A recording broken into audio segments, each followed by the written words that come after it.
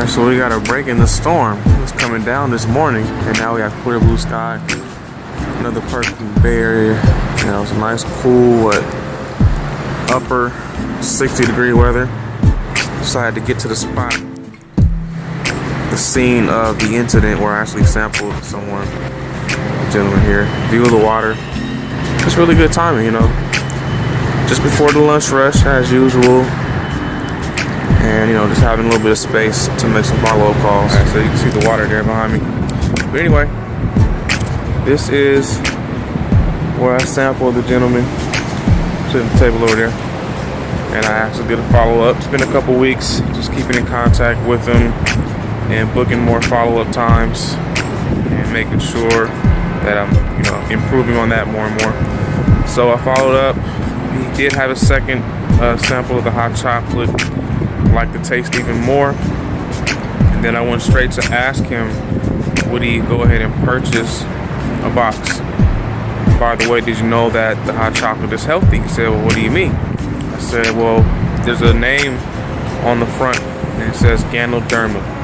If you Google that, you'll see what Ganoderma does for the body and a lot of health benefits there. And I said, would you mind, you know, purchasing or helping out with our fundraiser? And then he actually asked, well, what do you mean? So I shared with him our nonprofit, the Bay Center out in Vallejo, California, for at-risk youth, and that a portion of the purchase would actually be a tax deduction. So I waited, awkward silence, you know, and he actually said, well, you know what, let me talk to my office manager and see if we can stock this product here in the office. So we booked a follow-up for around this same time next week on Wednesday. So it's interesting how, you know, the follow-up can turn into so many different things if you just be genuine.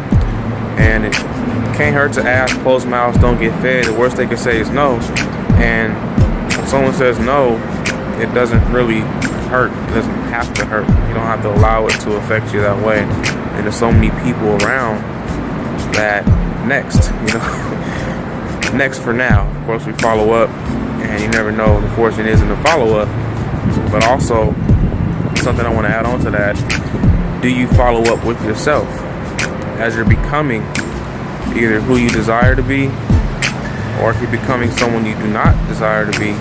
Are you following up on that person to make sure that you're checking those check marks and those bases to see if you're on the right track to become? Because when it comes to growth, it can be high maintenance, and if you don't have the right tools to maintain that upkeep, you may find yourself somewhere you don't want to be, a long way from home. If you don't have the right people in your corner and in your circle to help out with that, of course it'll be more difficult, and a lot of people may lose sight of that why, that dream, that purpose, or why, you know, what makes them get up and do what they do with that excitement, that youthfulness. So just wanted to put that out there, and that was the attitude, the mindset that I had, just making this one phone call when I had a few minutes as I got to the spot.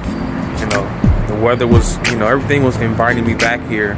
Didn't ask me any questions, made my way over here, and that's what came of it. So making a couple more calls before I head out to my next appointment.